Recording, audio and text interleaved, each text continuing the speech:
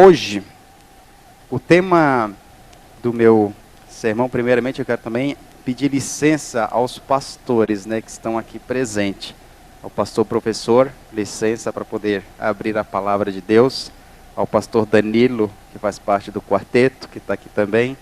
Quero pedir licença para poder abrir a palavra de Deus. Os mestres, Os mestres, eu digo para vocês, é difícil falar para mestre.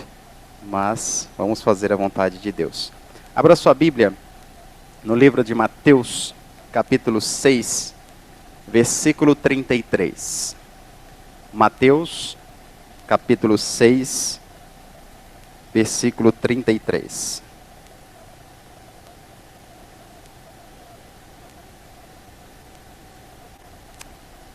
Mateus, capítulo 6, versículo 33.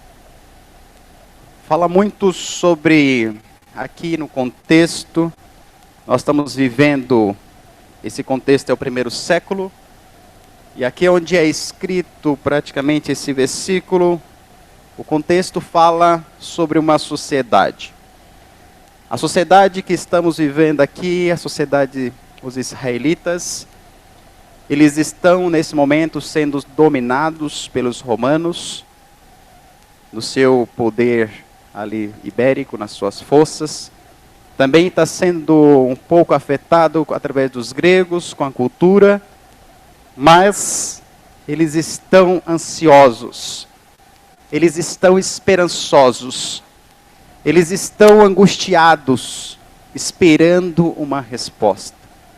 Como pode o povo de Deus, que foi escolhido por Deus, que foi eleito por Deus, está agora sendo subjugado, está sendo dominado?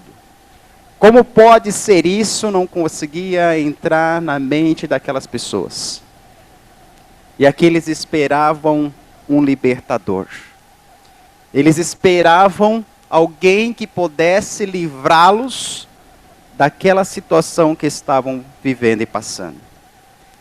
E Jesus, com a sua eterna sabedoria, Jesus, com seus ensinamentos tão grandiosos e tão simples, diz tais palavras. Mateus capítulo 6, 33 diz: buscai, pois, em primeiro lugar, o reino de Deus e a sua justiça, e todas estas coisas vos serão acrescentadas. O começo do capítulo 6 vem falando sobre as circunstâncias, as práticas da justiça.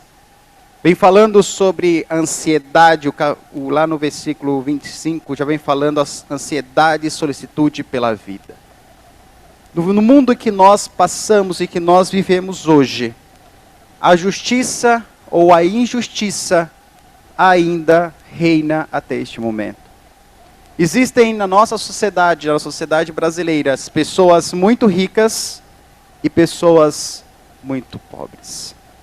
Existe hoje ainda uma desigualdade social, não diferente do versículo, por isso que ele se aplica muito em nossos dias atuais. Dizer que buscar, pois, em primeiro lugar o reino de Deus e a sua justiça, é dizer colocar Deus em primeiro lugar.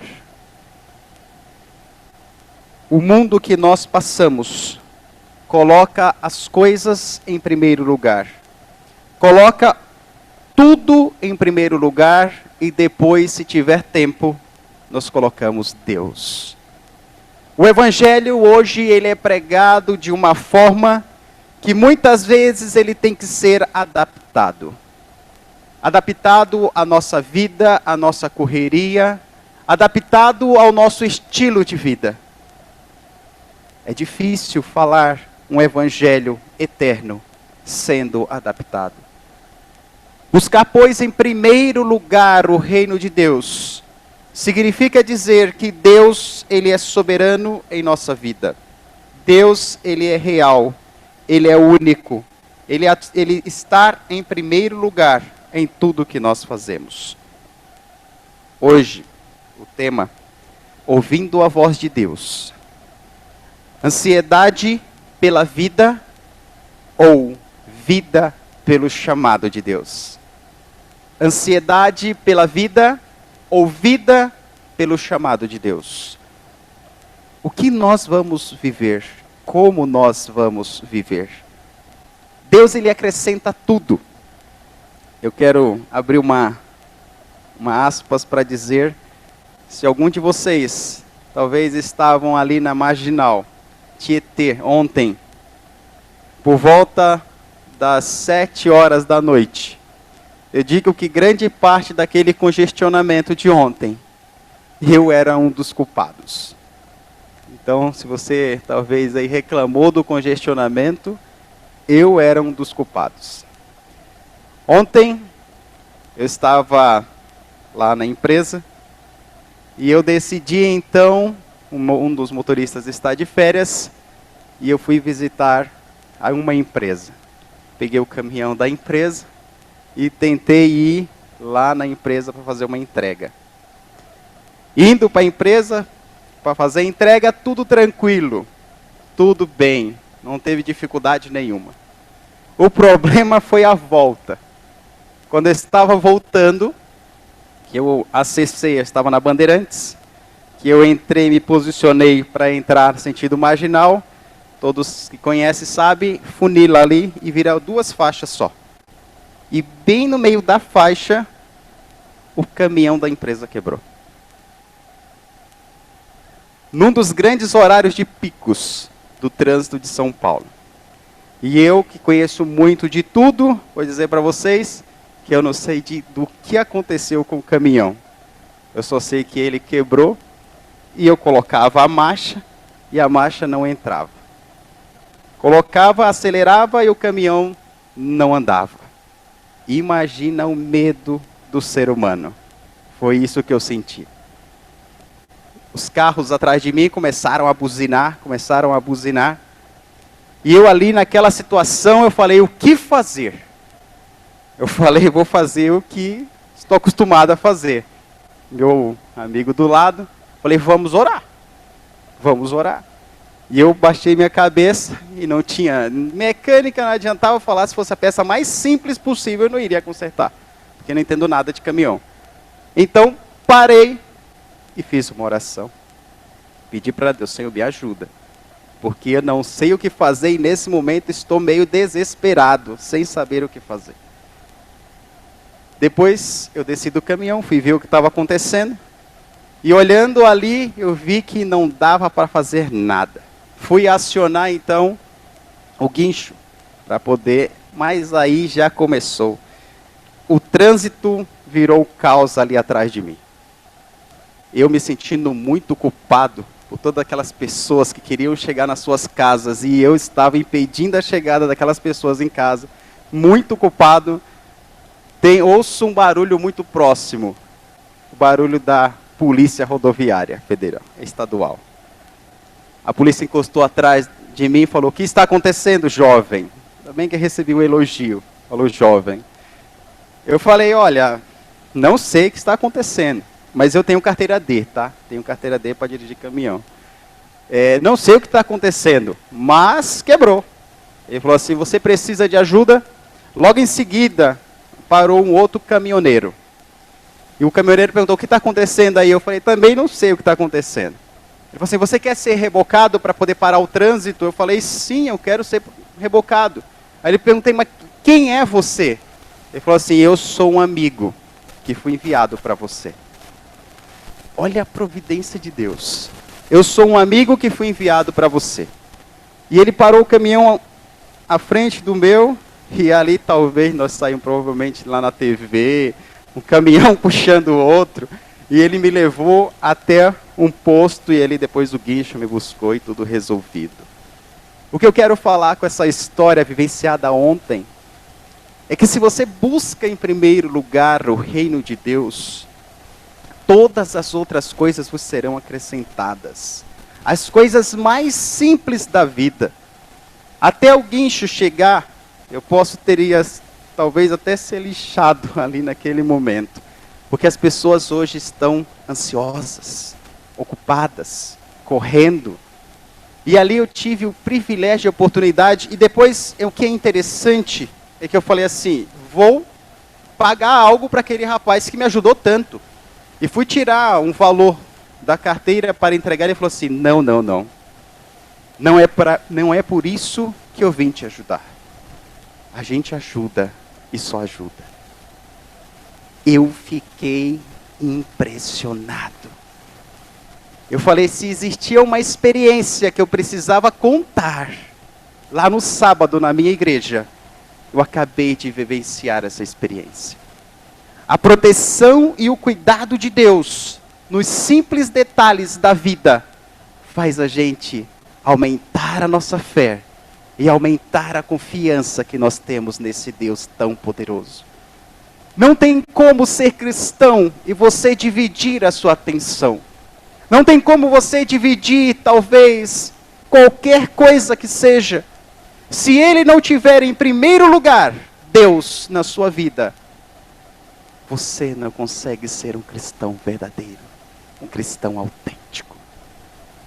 O versículo anterior do capítulo 6, que é o versículo 24. O versículo 24, ele diz assim, algo que é extraordinário, que é muito bom. Ninguém pode servir a dois senhores, porque ou a um aborrece de um, ou se aborrece de um e amar ao outro, ou se devotará a um e desprezará ao outro. Não podeis servir a Deus e as riquezas. Essas pessoas desse contexto histórico, elas estavam sendo escravizadas.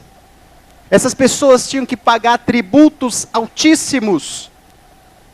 Essas pessoas tinham que pagar tudo o que elas tinham. E a ansiedade pela vida, o que nós iremos comer, o que nós iremos vestir, o que há de nós no dia seguinte. Jesus veio, eu não cuido das aves dos céus, quanto mais vós valeis muito mais. Quais são os detalhes que nós precisamos? Do que você precisa fazer prova com Deus? Hoje, para a maior parte dos evangelistas, que prega a palavra de Deus, precisa dizer algo que é uma verdade. Deus, Ele te quer por completo. Ele quer pegar o teu coração por completo. Porque se você dividir o teu coração, você não coloca Deus em primeiro lugar.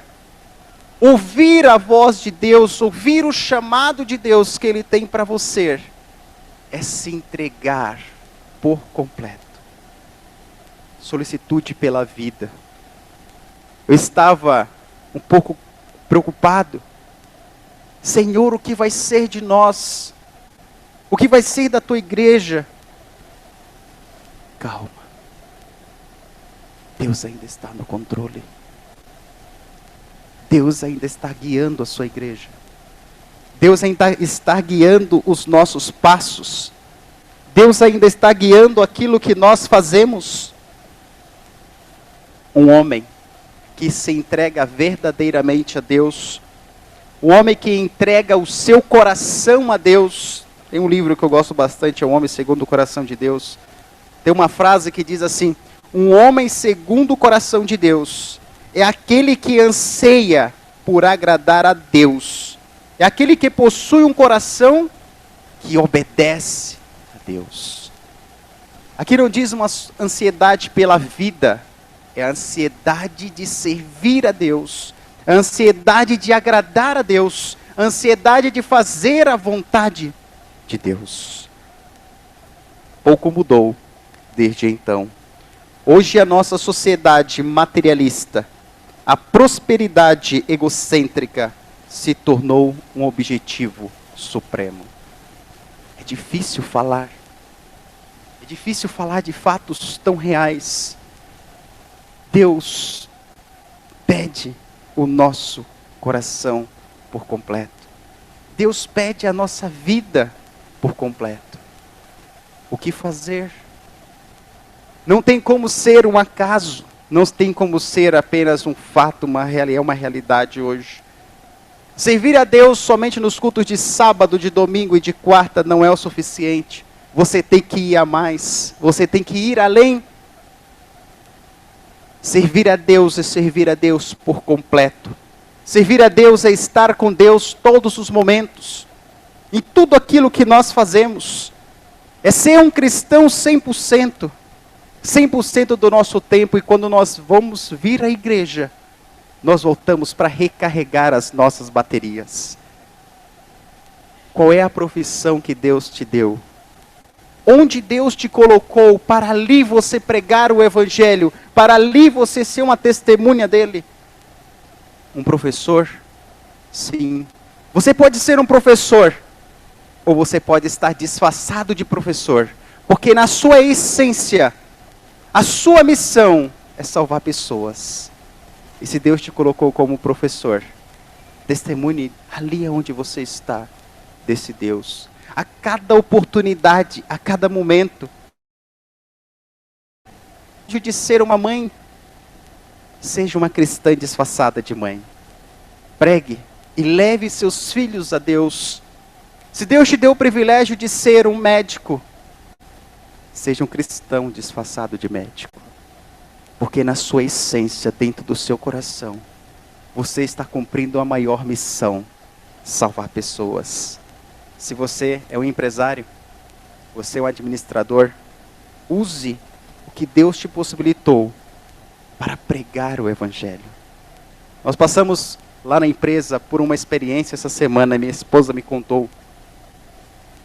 Sempre que nós mandamos uma mercadoria, nós tentamos colocar na mercadoria alguma coisa que fale de Jesus. Dentro dos pacotes, dentro dos objetos, nós colocamos sempre um folheto que seja. E minha esposa teve a brilhante ideia de sempre que nós emitíssemos uma nota fiscal, nós daríamos um brinde especial. E esse brinde era exatamente o livro A Grande Esperança. E aqui eu tenho na mão, pedi para o irmão, muito obrigado. E nessa semana, nós fechamos um pedido com uma empresa, uma das nossas representantes. E ali na nota fiscal, depois mandou-se o brinde. E ele recebeu o brinde. Um livro. A Grande Esperança. Este rapaz, este comprador do outro lado, mandou um WhatsApp meio terrorista, vamos dizer assim. Imediatamente você deve me ligar. O nome da vendedora era Cristina. Imediatamente, Cristina, você deve me ligar. É urgente, me ligue. A Cristina olhou aquele WhatsApp, ficou ali, pegou o telefone. Será que nós erramos o pedido? Será que fiz alguma coisa errada? Mas ela ligou. E quando ela ligou, o rapaz do outro lado da linha falou assim: eu não poderia receber um brinde melhor do que o que você me deu. Eu nunca como comprador recebi um melhor brinde do que o que você me deu. Palavras dele disse: eu sou um ex-adventista do sétimo dia. Minha mãe e meu pai são adventistas. Vão na igreja. Eu estou meio afastado. E eu estava aqui meio pensativo. E quando este livro chegou nas minhas mãos, eu digo que é um sinal de que Deus está me chamando de volta. Poder ouvir, poder ver experiências tão próximas, irmãos, é de emocionar e é de fortificar a fé de qualquer cristão. Ter o privilégio, nós poderíamos talvez comprar outras coisas, mas nada é tão importante, tão valioso, do que a salvação das pessoas. Do que o que as pessoas mais precisam hoje, o que o ser humano mais precisa hoje, é do seu Criador. O que o ser humano, o vazio que as pessoas têm, precisa ser preenchido. E muitas delas correm para as drogas. Outras correm para todos os tipos de pecado que o nosso adversário apresenta, para tentar preencher esse vazio, que só é preenchido com o nosso Criador. Seja qual for o vazio, Deus pode preencher. Tem uma igreja que entendeu o que é ser um verdadeiro testemunha, um verdadeiro adorador. Abra sua Bíblia no livro de Atos. Atos capítulo 13.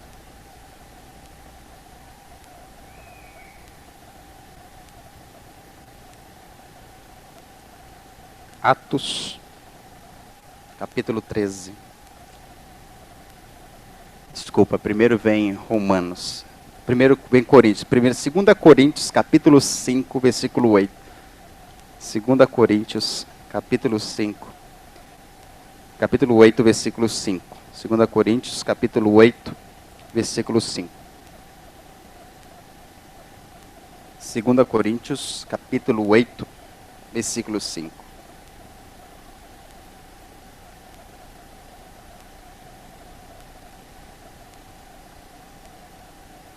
Aqui é o exemplo de uma igreja da Macedônia. A igreja da Macedônia foi convidada, era uma igreja que não tinha muitas posses. Mas ela não foi nem convidada para participar de uma doação para a Judeia. Mas eles pediram para participar desta ação.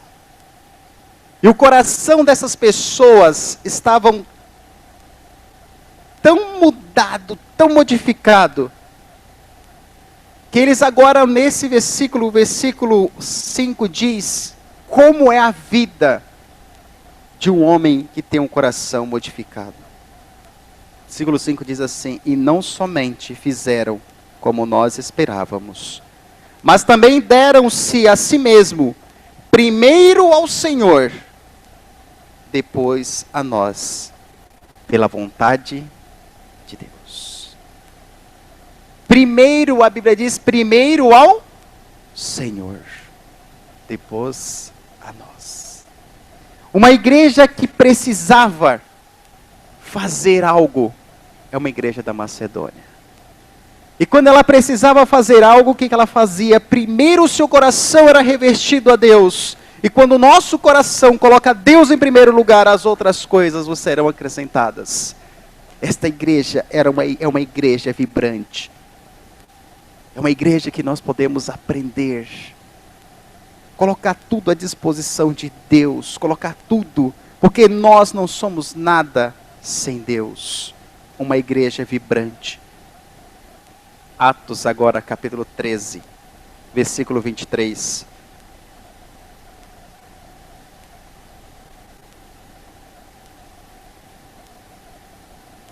Um homem que entendeu, um homem que praticava, era este homem chamado Davi.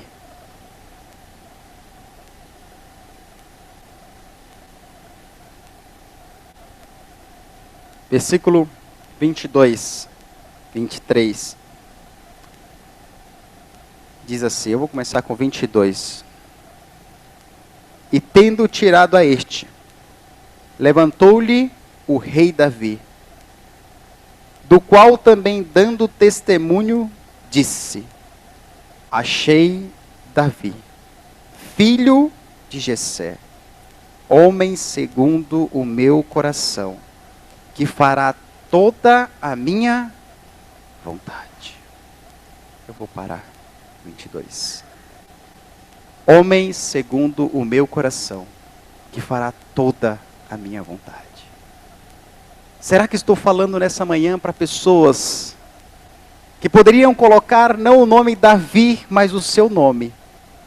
Será que poderia estar falando nessa manhã para alguém que poderia colocar nesse versículo, se pudesse contextualizá-lo hoje, pudesse colocar: conheci, achei o filho, um homem, o Richard, segundo o coração de Deus.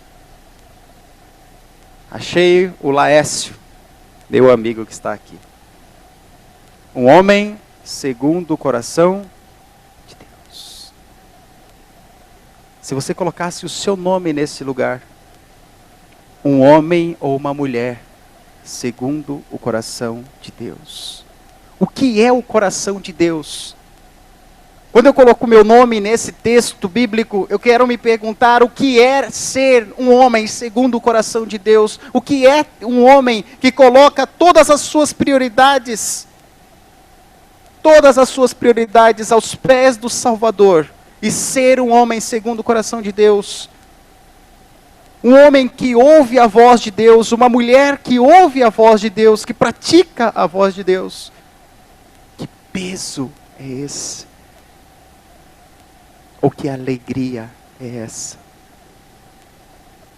É estar comprometido, é estar mais do que envolvido, é estar dentro de uma situação. Por mais que eu e você possamos construir casas, possamos comprar a nossa chácara talvez dos sonhos, e ali você poder construir a mais bela casa. Muitos pastores, lá no NASP Campus 2, querem aposentar e morar lá naquele grande condomínio, né, pastor? O condomínio ali em frente, eu vou dizer para vocês que é um espetáculo de casas maravilhosas. E o sonho, muitas vezes, falando materialmente falando, é ter aquela casa dos sonhos bonita. Que imóveis podemos comprar para colocar dentro dessas casas? Que carro poderíamos comprar e ser o carro dos sonhos, os carros tão almejados?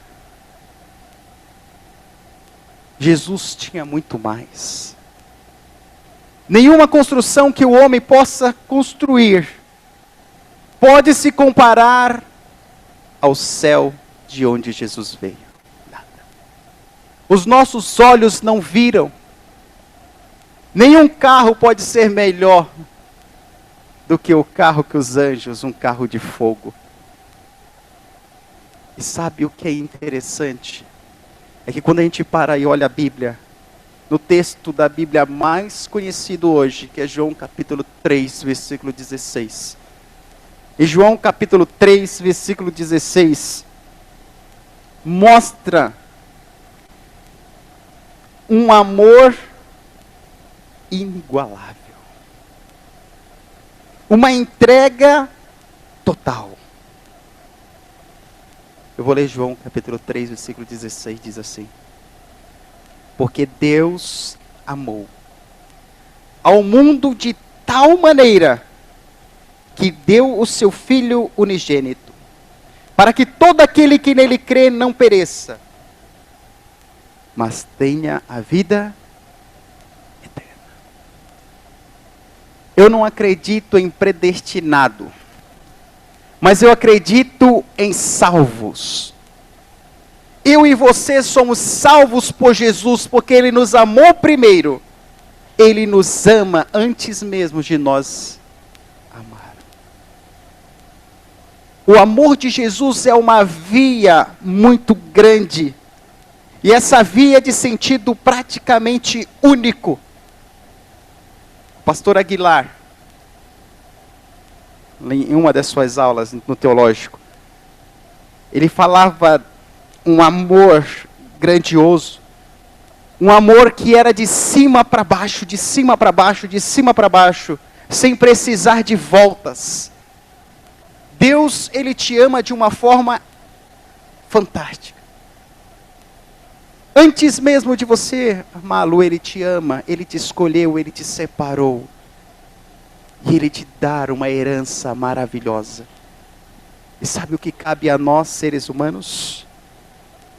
Responder esse amor tremendo. Nenhuma comodidade que nós tenhamos, nem casa, nem carros, podem ser comparados à comodidade que Jesus tinha no céu. Ele deixou o céu. Ele deixou tudo o que ele tinha para vir em uma manjedoura. Para vir ser disfarçado de um carpinteiro. Para vir ser disfarçado de um pregador. Mas ele tinha 100% de certeza na missão que ele tinha. A humanidade de Cristo estava ali agora. Deus 100% como nós acreditamos, mas homem 100% como nós acreditamos. Ele veio disfarçado de homem. Ele veio como homem para me resgatar. Para te resgatar. Para me salvar e para te salvar. Para dizer que não há nada mais importante na vida, no mundo, no universo, do que um filho voltar à casa do Pai. A maior comodidade que poderia um ser humano imaginar, a maior riqueza que talvez o dinheiro poderia comprar, não é comparado aonde Jesus morava, onde ele saiu para vir resgatar talvez uma pessoa em São Caetano do Sul hoje. Uma pessoa que talvez nunca ouviu falar de Jesus, mas hoje pode ter o seu primeiro encontro com um amor inigualável. Hoje, Senhor, eu quero ouvir a Tua voz.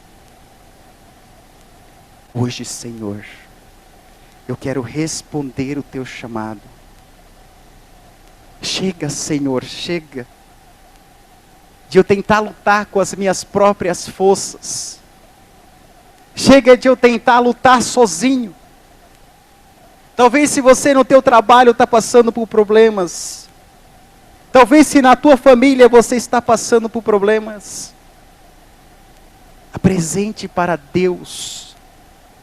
Porque talvez a coisa mais simples que você precisa, Ele é o único, nesta manhã, o único que pode responder.